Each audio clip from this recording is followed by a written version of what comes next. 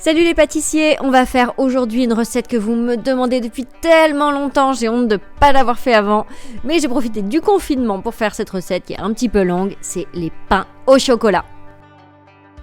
C'est parti pour la recette. Vous commencez par placer la farine dans la cuve de votre robot. Bien sûr, on peut pétrir à la main, mais c'est toujours un peu compliqué, donc avec un robot c'est quand même plus simple. Vous mettez le sel d'un côté, le sucre de l'autre.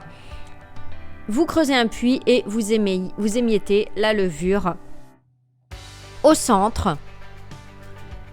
Vous versez le lait qui doit être à température ambiante, de toute façon tous les ingrédients à température ambiante, par-dessus l'eau et vous allez pétrir au crochet. Donc vous pétrissez pendant une dizaine de minutes environ.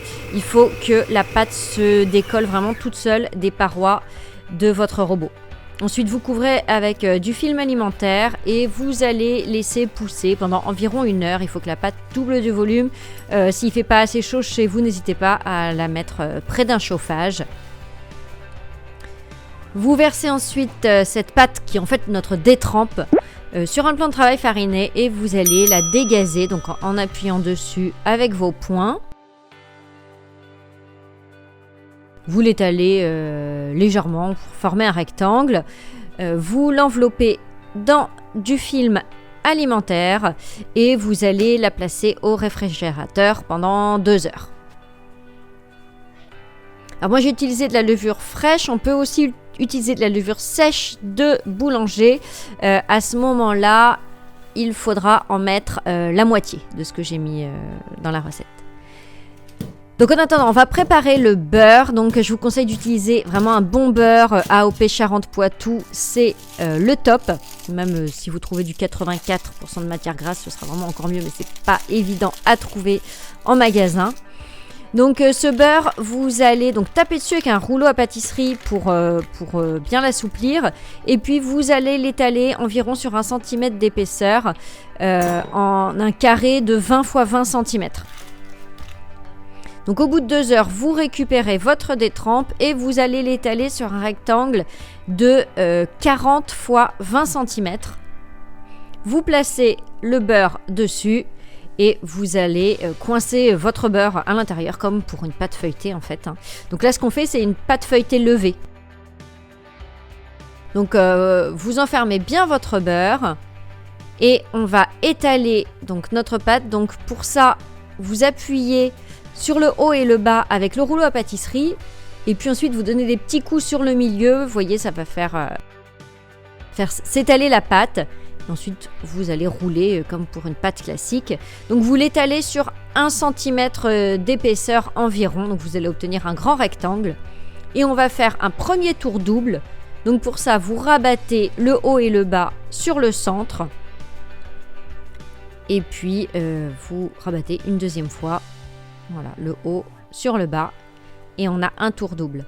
Donc là, vous l'enveloppez dans du film alimentaire et puis 30 minutes minimum, on peut le laisser plus longtemps, il n'y a aucun souci, au réfrigérateur. Vous récupérez la pâte, vous la tournez d'un quart de tour et puis on recommence, on va l'étaler comme tout à l'heure. Donc toujours sur 1 cm d'épaisseur et cette fois-ci, on va faire un tour simple.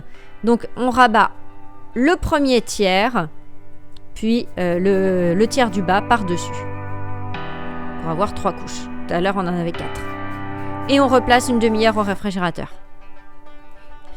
Alors, si vous n'avez pas de barres de chocolat, eh ben, on va les faire maison. Donc, tout simplement, vous faites fondre du chocolat noir.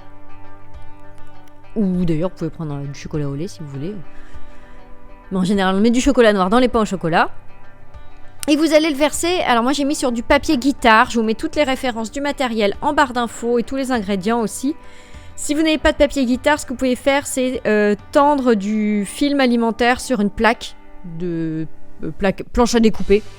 Voilà. Et donc vous laissez durcir à température ambiante. On récupère notre pâte feuilletée levée et on va l'étaler en un rectangle de 40 à 50 cm de large. 50 si vous voulez des gros pains au chocolat comme j'ai fait moi, 40 si vous voulez des pains au chocolat plus classiques on va dire. Vous coupez en deux, puis vous allez découper des bandes de 10 cm de hauteur.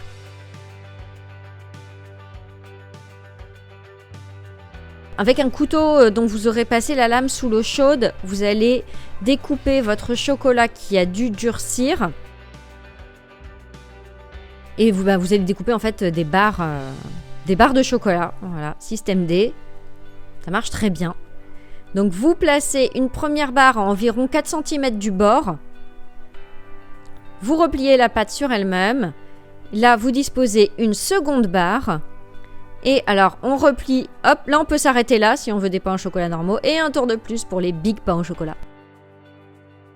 Je vous montre vue de côté.